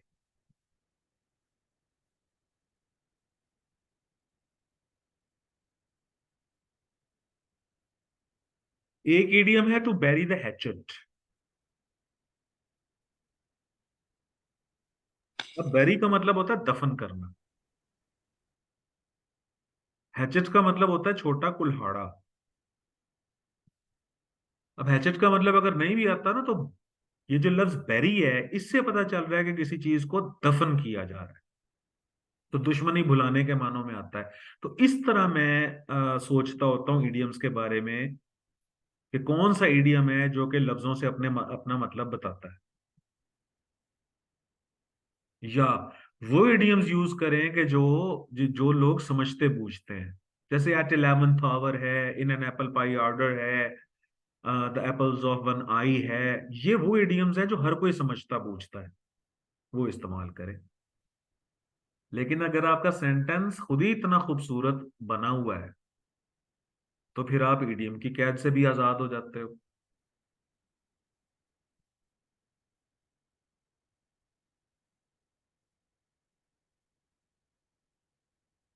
बेटे मैं समझा पाया हूं आपको? Yes sir. हाँ। अच्छा जी, आज का अब हमारा आखिरी टॉपिक ये है। कल से हमारा ना फिर मुकम्मल पूरे पूरे ऐसे स्टार्ट हो जाएंगे। अब हमने कंक्लूजन कैसे लिखना है, सच्ची सच्ची बताना। ये पहला पॉइंट आपको पता है ना, समरी ऑफ द ऐसे। Yes sir. अब देखो, यस अब अब कितना जुल्म है यार, कितना जुल्म है। अब इस बात को भी मंतकी तौर पर समझो। देखो लॉजिकली मैं समझाता हूं। मेरी आपकी बहस चल रही है इस वक्त कि बताओ जी, मोबाइल फोन के फायदे और नुकसान कौन कौन से हैं?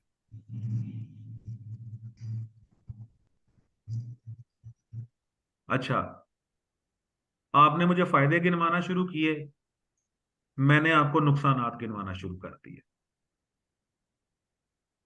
आप बताओ इसका कंक्लूजन कैसे लिखूं?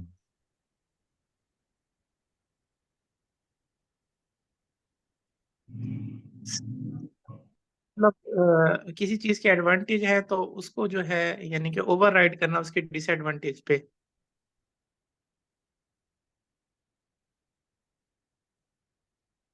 फॉर एग्जांपल टेक्नोलॉजी के एडवांटेजेस जो हैं वो उसके डिसएडवांटेजेस से ज्यादा हैं, मतलब ज्यादा वेटी हैं। तो यानी कि हम उसके एडवांटेज के उसमें अपना क्लोजिंग रिमार्क्स देंगे। सर हाँ। अपना तमाम स्टांस क्लियर जो करेंगे, हम्म। सबका अपना ही होगा ना हाँ। Point of view. चले चले चले तमाम चले। जो बोले बोले। तमाम चीज़ें जो भी अपने पॉजिटिव इफेक्ट्स रखती हैं वो उनके नेगेटिव्स भी हैं, लेकिन उनका जो इस्तेमाल है वो उनको हमारे लिए बेहतरी का बायस बनाता है। तो मेरा ख्याल यहाँ कंक्लूड करेंगे। अच्छा, समरी कहाँ से आ गई फिर इसमें? लेकिन सर कुछ तो नेगेटिव के फेवर में ही जाएंगे एंड तक। तो नेगेटिव की फेवर में चले जाएं। कोई एक जैसे अपना देखें, स्टांस से जैसे शुरू करें, स्टांस पे खत्म करें। बिल्कुल सर, देखें, सबका अपना पॉइंट ऑफ व्यू होगा ना, हाँ तो वही आपका होगा इंट्रोडक्ट जिसका जो पॉइंट ऑफ व्यू है। हाँ, तो आपका इंट्रोडक्शन भी आपका स्टांस है बेटे, आपका कंक्लूजन भी आपका स्टांस। इंट्रोडक्शन और कंक्लूजन ये दोनों आपके स्टांसेस हैं। तो खबरदार कभी किसी ने ये सोचा कि कंक्लूजन में समरी लिखते हैं या कंपेंडियम लिखते हैं। कंपेंडियम का मतलब मेन पॉइंट। क्लोजिंग रिमार्क्स मतलब प्रेफरेबल है प्रेफरेबल नहीं मेरा बच्चा, वही करेक्ट है। देखो कैसे? ना, मेरी आपकी बहस चल गई, मेरी आपकी बहस ये चल रही है कि बताएं आप जो टेक्नोलॉजी है, टेक्नोलॉजी का जो जो हम लोग ओवर डिपेंडेंट हो गए हैं इसके ऊपर, टेक्नोलॉजी के, आप किसके बारे में क्या राय है? मैं कहता हूं, मैंने कहना शुरू किया जी हाँ जी डिपेंडेंट हो गए, इसके ये नुकसान हुए हैं। आप कहते हो नहीं सर, नुकसान तो इतने नहीं हुए और ना ही लोग इतने डिपेंडेंट हुए हैं, टेक्नोलॉजी ने तो फायदा बहुत दिया है हमें, कहाँ डिपेंडेंट हुए हैं हम लोग। अच्छा, अब हम ये बहस कर रहे हैं इसके बाद हम कहेंगे चलें जी अब हमारे पास टाइम खत्म हो गया है, हम इस बात को कंक्लूड करते हैं कि आप भी अपनी समरी दे दें, मैं भी अपनी समरी दे देता हूं, ये कंक्लूजन है इसका?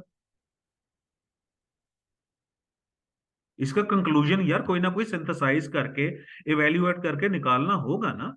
अगर मेरे पास आर्गुमेंट कम थे, आपके पास आर्गुमेंट ज्यादा थे, तो आप कहेंगे भाई सर जी मानो ना आप फिर के जो टेक्नोलॉजी है उसके उसके बेनिफिट ज्यादा हैं और हम कोई डिपेंडेंट नहीं हुए इस पे।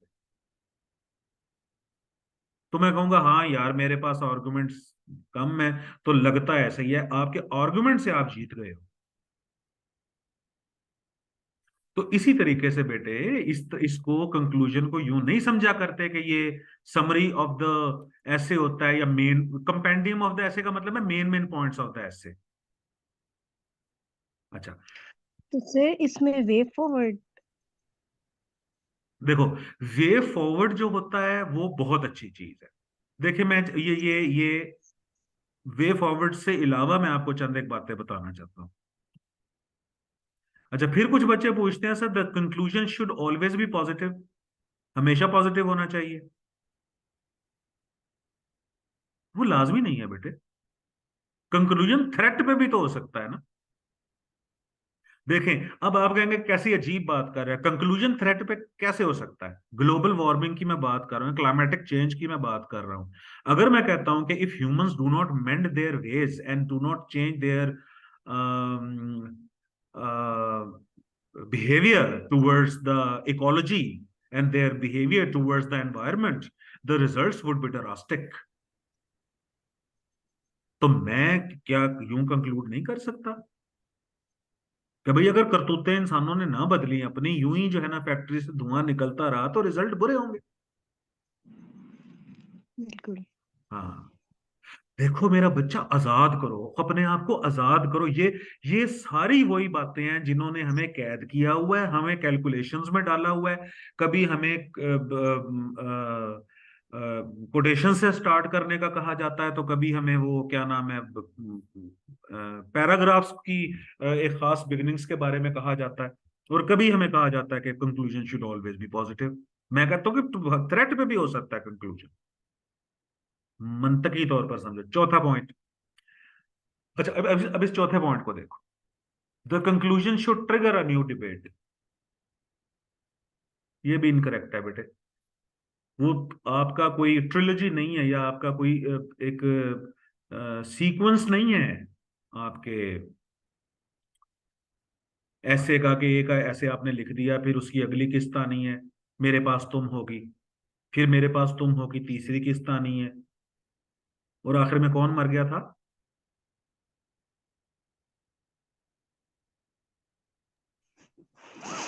दानिश। दानिश। तो वो एंड की किस्त में जाके दानिश ने मरना है। तो वो आपने जो दानिश को मारना है ना, वो एक ही ऐसे में मारना है। या अगर दानिश को आपने उसकी हैप्पी एंडिंग करवानी है, तो वो एक ही ऐसे में करवानी है। या दानिश को अगर आपने कोई सजेशन देनी है, तो वो उसी ऐसे के अंदर देनी है कि दानिश मरने मुरने की जरूरत नहीं है, कोई बात नहीं, होता रहता है। वे फॉरवर्ड भी दे सकते हो दानिश को आप, दानिश को थ्रेट भी दे सकते हो कि खबरदार अगर तुमने ना ये अपना जो है ना, ये जो सैड फेस है, जो दो मेलंकलिक, या ये जो एक हुस्नो मलाल तुमने अपने ऊपर ढाला मुसलसल धारा हुआ है, तो ये ना हुआ तो तुम्हारे लिए खतरनाक हो सकता है ये। या दानिश फिर से जिंदगी शुरू करो अपनी। एंड यूं करना है बेटे, खबरदार अगर ये जो है ना इसके ऊपर भी चले, the conclusion should trigger a new debate, हद हो गई। ये सारे ड्रामेटिक एसेज में चलते हैं जो कि छपने होते हैं। फिर मैं कह रहा हूं कि हमें अपने ऐसे की इवेल्युएशन करवानी है बेटे। अच्छा, अब पांचवी पॉइंट है। पांचवा पॉइंट ये है, ये देखिए, the debate you started should have a logical and. जो डिबेट आपने स्टार्ट की थी ना, उसका लॉजिकल एंड दीजिए। जिसकी मैंने प्रैक्टिस अभी आप लोगों को करवाई थी, ये देखो, ये टॉपिक था people have become overly dependent on technology. तो आप लोगों ने देखे आप स्टेप बाय स्टेप कैसे चले। आपने पहला स्टेप लिया, पहला स्टेप ये लिया कि भाई, पहली आपने अपनी स्टेटमेंट ये दी कि भाई टेक्नोलॉजिकल एडवांसमेंट हुई and this technological advancement benefited humans a lot. फिर दूसरा आपने काम, फिर दूसरी आपने बात ये की कि जी इसका जब ह्यूमन जो है फिर वो आहिस्ता आहिस्ता डिपेंडेंट होना शुरू हुआ। फिर तीसरी बात में आपने आपने उसके नुकसान बताने शुरू किए, आपने उसके इफेक्ट्स बताने शुरू किए। फिर चौथी बात में आपने कहा कि अब इन इफेक्ट्स को रिवर्स कैसे किया जा सकता है। तो मैं एंड ऐसे करूंगा इस बात का कि अगर, तो देखें दो एंड हो सकते हैं इसके, अगर ये डिपेंडेंस जारी रही तो क्या होगा, और अगर ये डिपेंडेंस इंसान इससे जान छुड़ा ली उसने तो क्या होगा।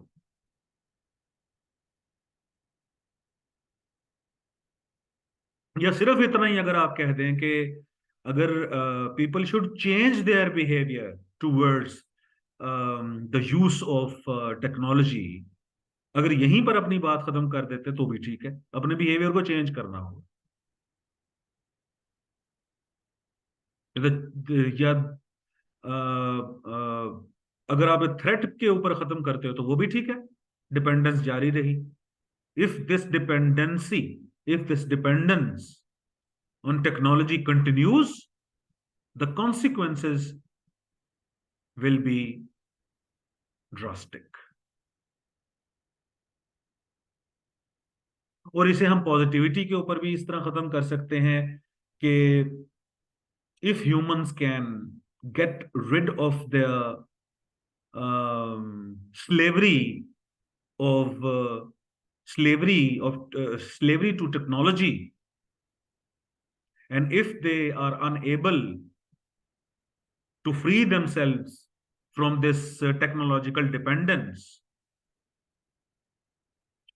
comma, they will enjoy a more prosperous life।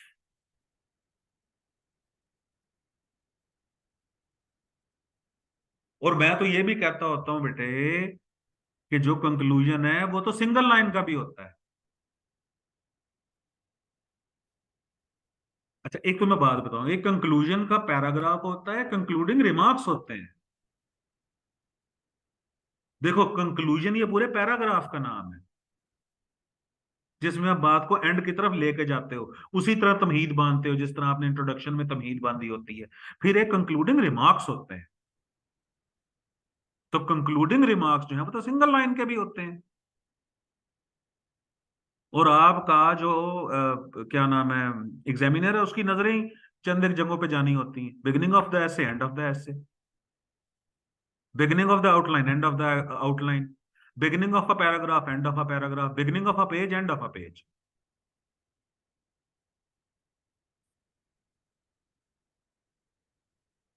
तो हुजूर लॉजिकल एंड करें उसका।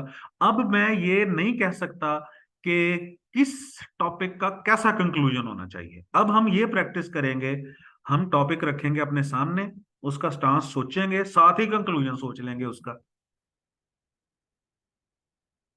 स्टांस भी सादा सा सोचो, कंक्लूजन भी सादा सा सोचो। सिंपलीफाई करो काम को, जितना तुम ऐसे लिखने के काम को सिंपलीफाई कर सकते हो।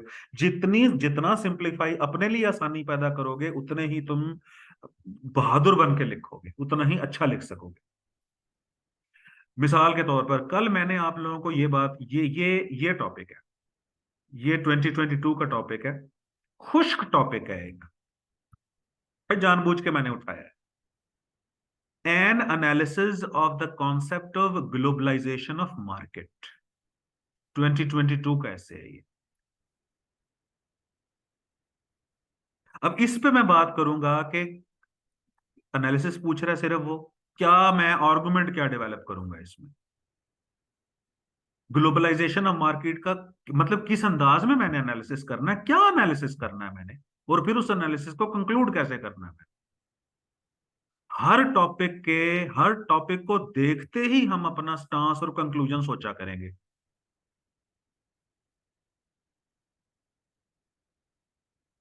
ठीक है,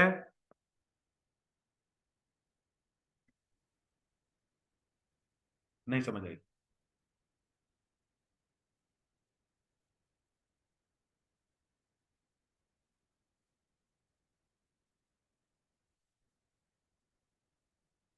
लें जी मेरा बच्चा, आज के लिए इतना ही।